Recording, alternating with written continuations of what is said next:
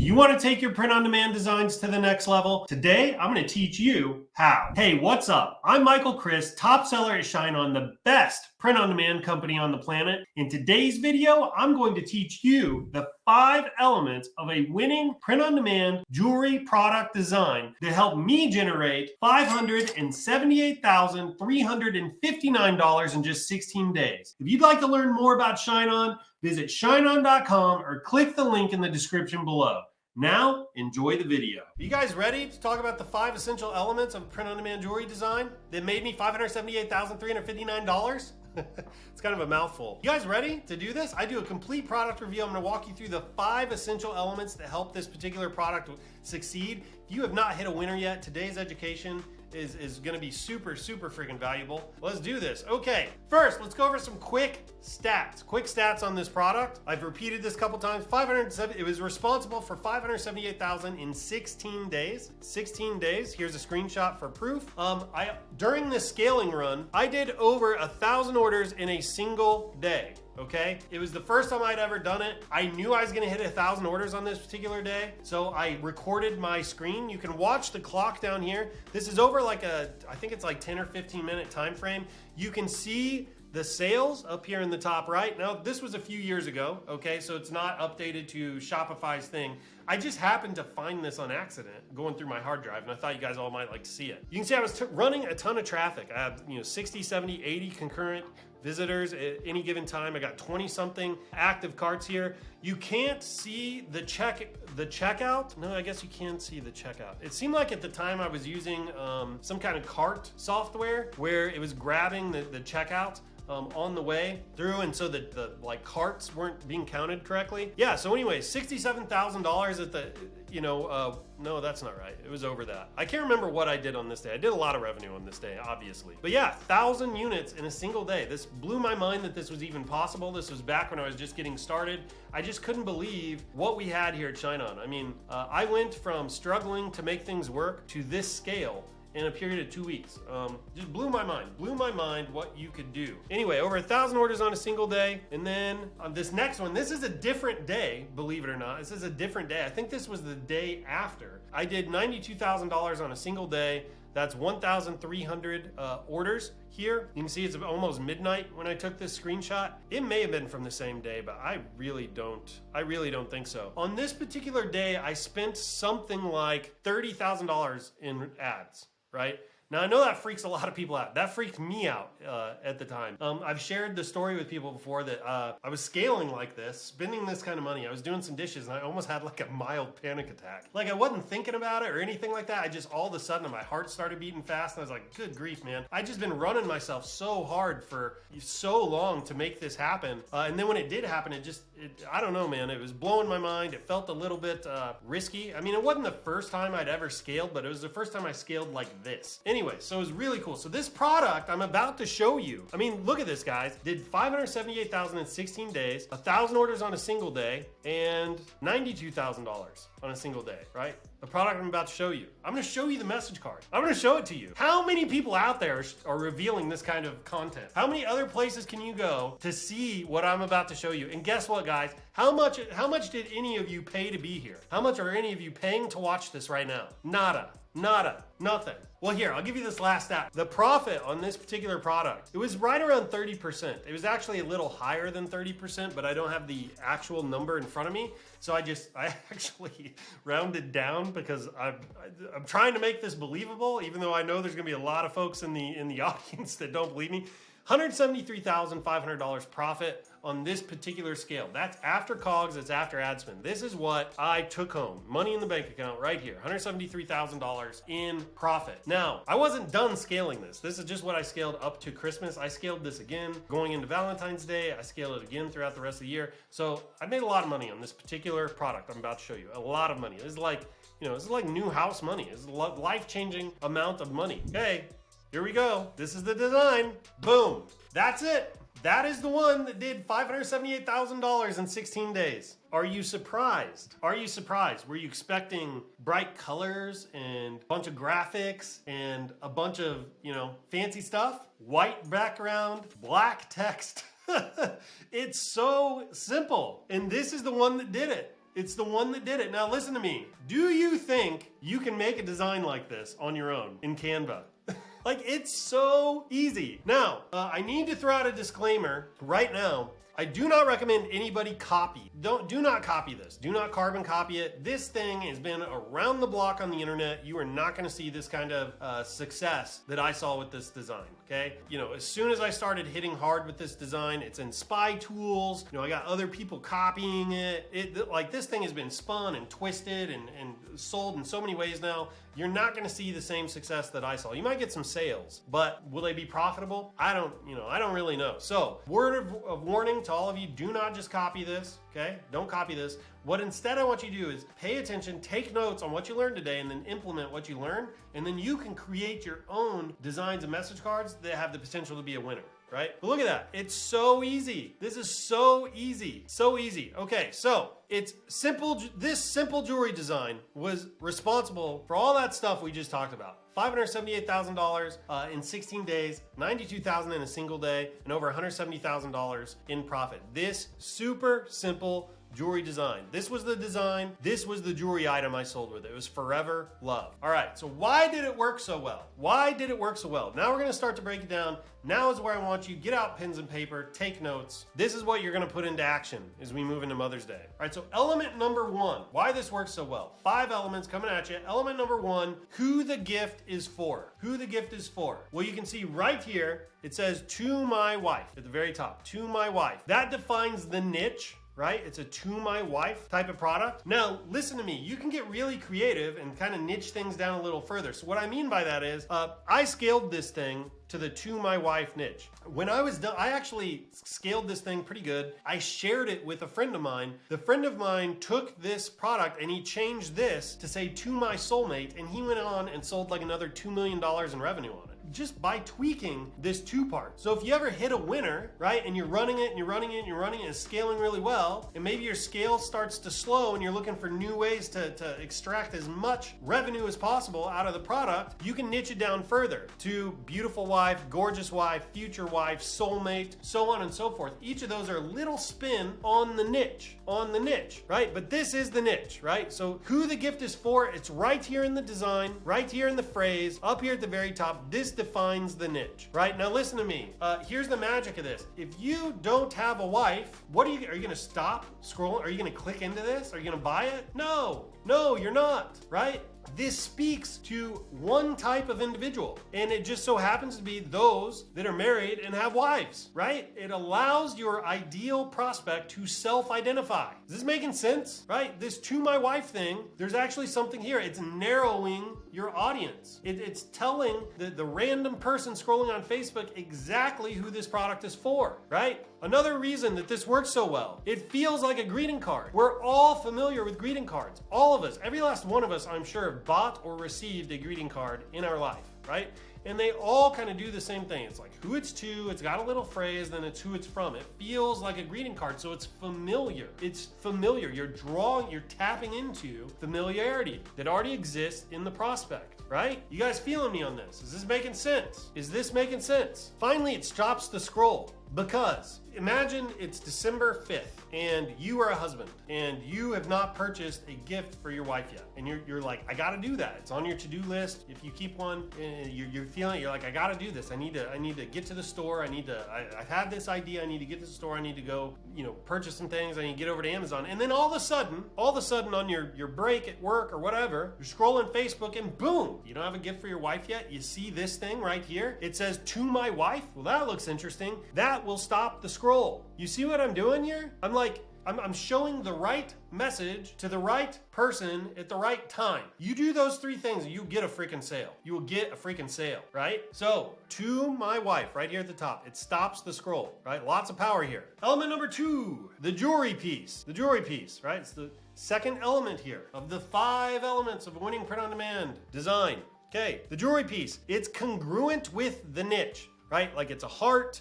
It's kind of bedazzly. It's got the big cubic zirconia here, right? It's shiny. It's congruent with the niche. It feels like a romantic piece, right? That's important. Here, I'll just ask, do you think this would have worked as well if I had used like a name necklace on this? Probably not. Probably not. right? There's a whole host of graphic dog tag.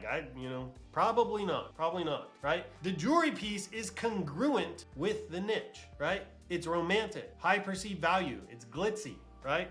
It works.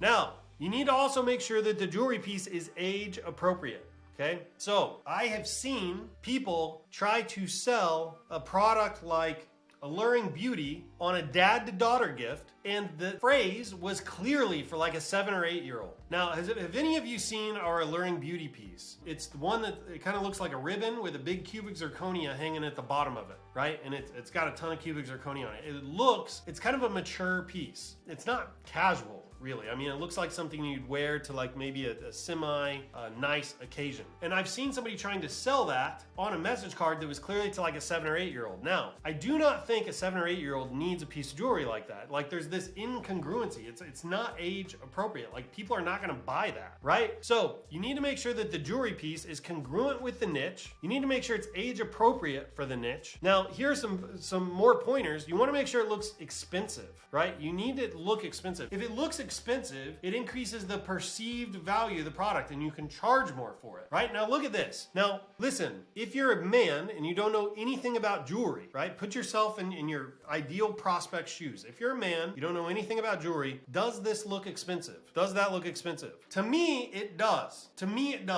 Right? Now, you'll know almost right away when you go to the product page, it's not like diamond or anything. These are cubic zirconia, but I don't know what the heck a cubic zirconia is. Like, I don't know how to value that. To me, this looks like a really nice piece, right? So you can charge 50, 60, 70, 80, 120 bucks for this. And yes, people in our community have charged $120 for a piece like this, right? So it looks expensive. The heart is romantic, cover that. Also, it's white gold plated. Now, this is what I love about ShineOn.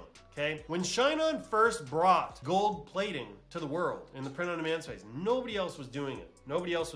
White gold plating, I mean, it was just, the whole thing felt so, like it felt expensive. My perceived value of it was high. It felt really high quality. And people were willing, like, they hit your product page and it says, it's got like 12 cubic zirconia. It's white gold plated. I mean, they start reading all this stuff. They will spend 60, 70, 80 bucks for this, right? So the jewelry piece is very important. You need to make sure that the jewelry piece you have on your message card is congruent with the niche you are going after.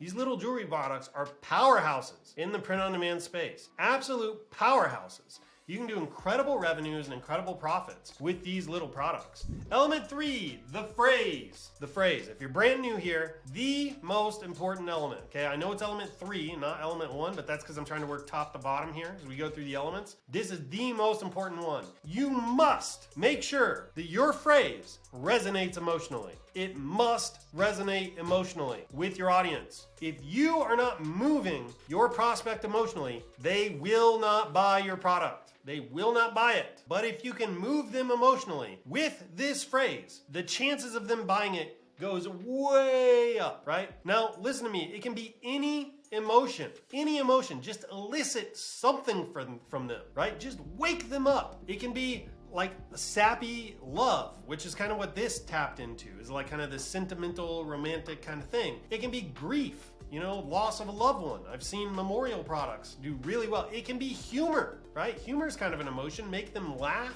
right? You can do that. It can be anger. You don't see anger too much on jewelry, but you can definitely use anger. You can make somebody miss their friend. You have to make them feel something. We have all kinds of phrases in the community to remind people of this important thing. We say, if they cry, they'll buy. If they cry, they'll buy. It's just trying to say, move them somehow, right? It's the phrase that pays. That's to help remind you that this is the most important part of your design, right? It's the phrase that pays. There's a third one I heard recently that I really like. If it bleeds, it reads, right? If you can make them bleed, they'll read the phrase, they'll buy your stuff, right? If it feels, it's real. Like the phrase is everything, guys. If you're brand new, big, bold, capital letters, top of the page, the phrase is everything. You need to write that down. It's so important when it comes to selling ShineOn products. Now let's talk about this phrase a little bit. First of all, there's a really great tempo in this phrase. So here, let me read it real quick. I may not be your first date, your first kiss, or your first love, but I want to be your last everything. I love you forever and always. So let's read it one more time. Listen to the tempo now. Listen to the tempo now when I read it. I may not be your first date, your first kiss, or your first love, but I just want to be your last everything. I love you forever and always. Did you hear the tempo? It's like there's a variation of short, medium, long in there, right? Now look, some phrases, they are like an art. I mean, they really are. They're almost like, they're like music, right? There are some phrases that sell incredibly well that aren't quite like that, right? If you're in this space for long enough, you'll start to develop an intuition for what is gonna make a phrase with potential versus a phrase that's trash. You'll kind of develop that over time, but a lot of times, those phrases that tend to sell like super well, they tend to have some kind of tempo, cadence, sometimes they rhyme, like you can kind of read the phrase and there's something about it that just resonates. It just lands a little differently, right? Like there's something a little prosy about the phrase, right? And this particular phrase definitely has that, right? Okay, another great thing about this phrase, it appeals to a huge audience. Okay, it appeals to a huge audience. So, I may not be your first date. That right there, like think of your entire message card almost like a funnel. I know I'm getting deep here, guys. Just track with me. You can almost think of it like a funnel. It kind of starts here, to my wife. Imagine you're scrolling Facebook. Imagine you're scrolling Facebook and you see this. Okay. To my wife. Well, am I a husband? Well, if you're a husband, then you keep reading. If you're not a husband, you move on. Okay, I'm a husband. All right, boom, I see this little heart thing. Well, right away, I know it's kind of romantic. It's nice. It's a gift. It's pretty cool. If I'm in the market for a gift right now, it's kind of appealing. It's got my interest already. Now let's see this phrase. I may not be your first date.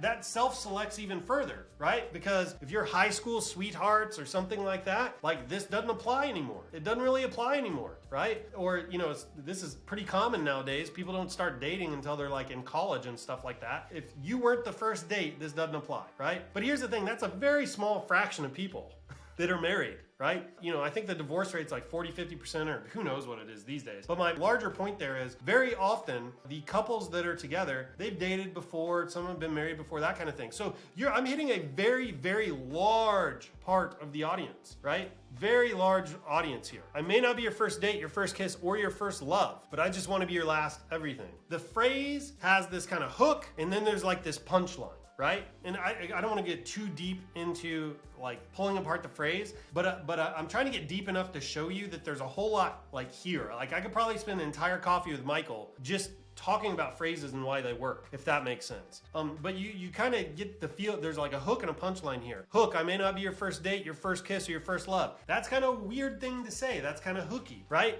And then punchline, I just want to be your last everything. Like there was a turn on it, something unexpected, right? And then boom, there's that emotional impact. See what I'm saying? See what I'm saying? The phrase is everything, okay? So I don't want to go much deeper than that. I'm just worried if we have new people here, I don't want to confuse anybody. I don't want to lose anybody, but it's very powerful. So resonates emotionally, great tempo, appeals to a huge audience, puts a common feeling into words, right? So one of the things that's very common for men in particular, and I'm talking about men here because men are the buyers of this gift, right? So I'm like really trying to put myself in the buyer's shoes, okay? One of the things about men is men tend to struggle putting their feelings into words, right? I mean, it's like it's so common, it's tropey. It's in movies, it's in shows. I mean, it's like a common thing, right? Men struggle to put their feelings into words, right? Well, the great thing about this is it helps. It helps do that. The phrase helps put a feeling into words. By the way, this is why greeting cards sell so well. They're doing the same thing, right? They're doing the same thing. So this is the value. This is the problem you're solving for the buyer. It's the problem you're solving for the buyer. You're helping them articulate what they feel but don't quite know how to put into words, right? Then finally, the phrase is legible, it's in a big font, and it's centered, right? So the phrase is legible, it's in a big font, and it's centered. Why is this important? It's important because this is how people use the internet. Their phone. They're not on a desktop. Look, I know most of you are on a desktop when you create the product because you're using Canva, Photoshop, whatever. You must never forget that your buyer is on a phone when they buy it. You must never forget that. And you need to make sure that your designs are for them and not for you on the desktop, right? So having the font big, Having the font legible, like it's very easy to read, and having it centered helps with their experience when they're on a phone, right? Very, very important. So element 1 is who it's to. Element 2 is the jewelry piece. Element 3 is the phrase, the most important piece. Element 4 is who the gift is from. Who the gift is from. So it says, love your husband. Again, I don't want to get too deep with this. If I'm losing you here, just eat the meat and throw out the bones. Whatever you understand, digest it, write down some notes. What you don't understand, throw it out. Don't let it get in your way, right? But you can almost think of this entire thing like a funnel, right? You really can, right? This is a piece of marketing collateral in and of itself. Okay, so you've got to my wife. So boom, there's some self-selection going on there, right? Like you just narrowed the audience a little bit. Then you have the phrase, boom, you narrowed the audience a little bit more, right? Then you have love your husband. Now the reason this one kind of narrows the audience a little bit more, now not by much, granted, but some people don't want to refer to themselves that way. Like there's all kinds of just kind of weird stuff out there in the culture. It just narrows it down a little bit further, right? So it speaks to an audience, boom. Right here is where, like, I think for the first time when it says love your husband, this is the first time where, like, if you're a husband, if you identify like as a husband, like this is gonna land, right? This is the first time where it's like, oh, this is me. This is me. Like I can give this from myself to my wife now.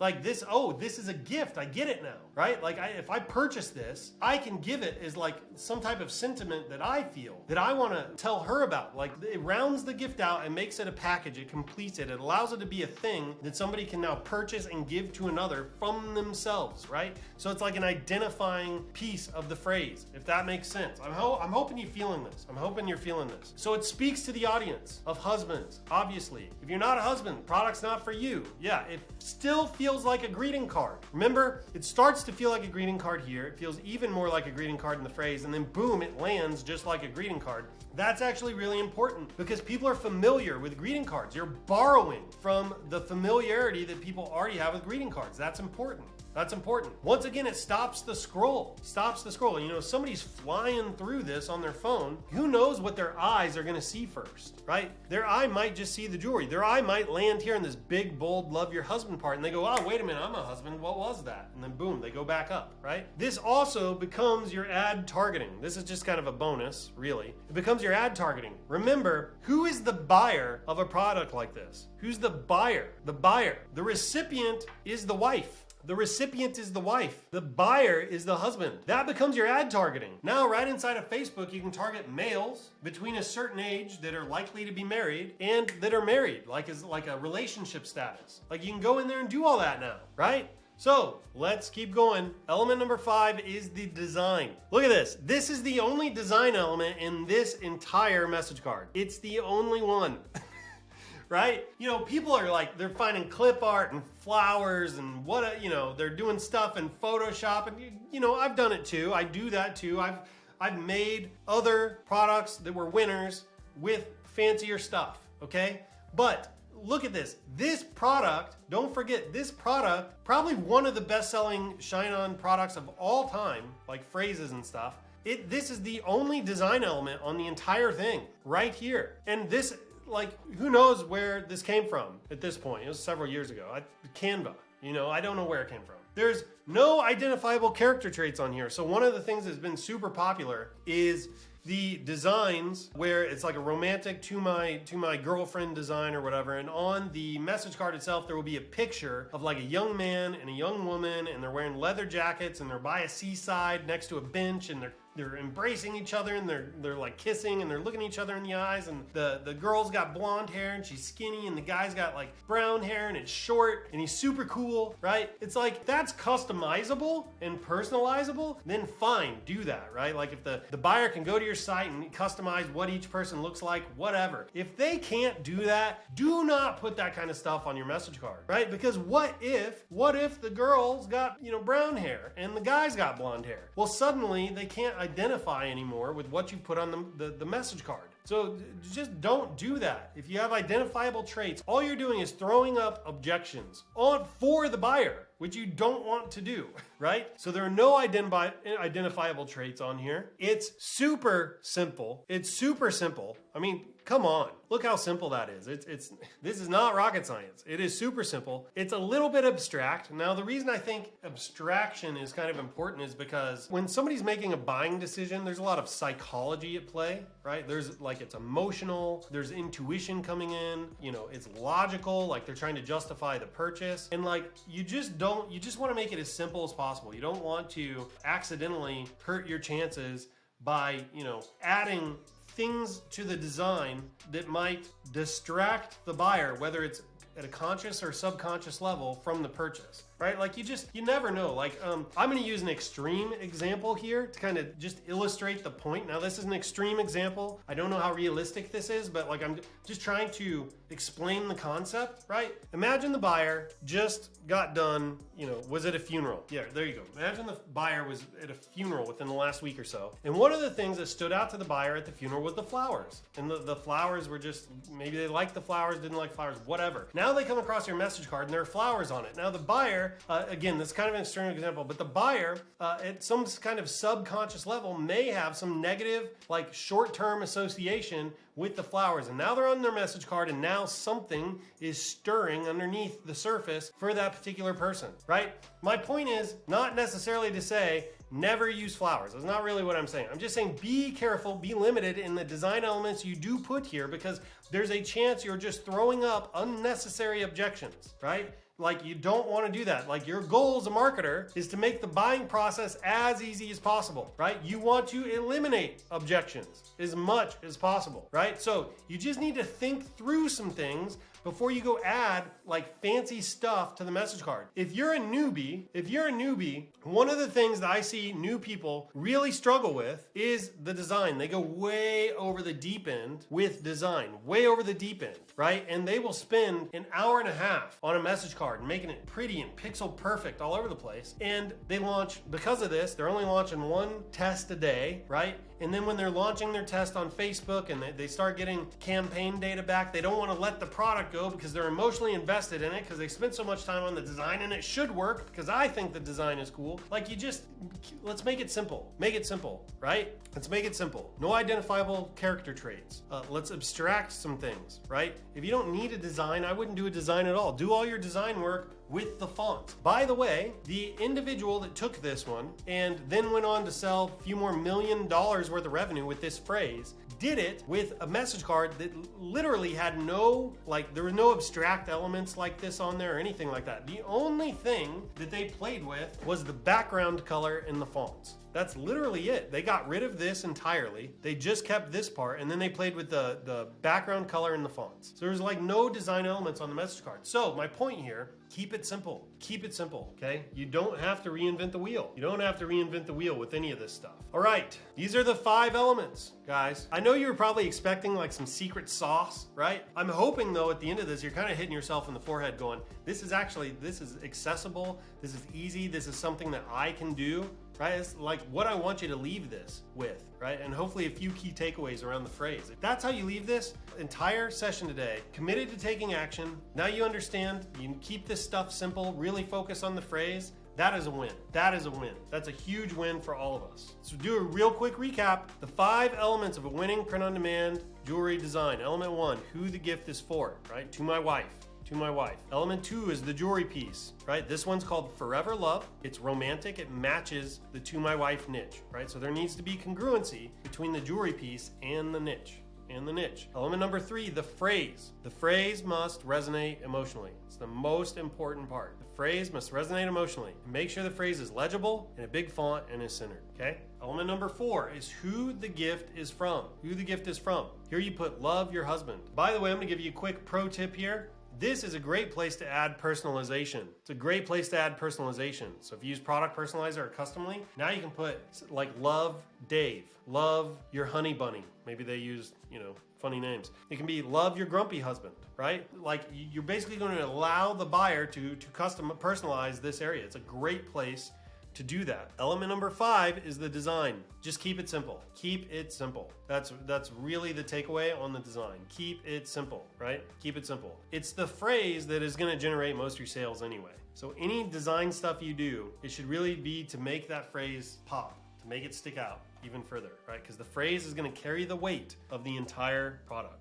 Did you enjoy today's content? Was it helpful? If you're not using ShineOn yet, you can go to shineon.com and sign up. You can also find the app in the App Store and you can install the app. You can get started in like 60 seconds. If you're watching on YouTube, but you're not in the Facebook group, please come to the Facebook group and join the group. It's an amazing group, amazing community, very supportive, very positive. We have great vibes in there. If you're on Facebook and you're not subscribed to the YouTube channel, we have a lot of new YouTube content coming. It's right around the corner. So you need to go subscribe to the YouTube channel or you're gonna miss it. It's gonna be high value content. So youtube.com/ShineOnPod if you'd like to be there. You can also follow us on Instagram at ShineOn, and we have our Facebook page, which is at ShineOnHQ. So everybody, thank you so much for tuning in and watching. And until I see you next time, happy selling. Take care. Hey, thanks for watching. I hope you'll take some of these tips back and level up your own print-on-demand design. If you haven't already, visit ShineOn.com to create an account or hit the link in the description below. It only takes 60 seconds. And until next time, happy selling.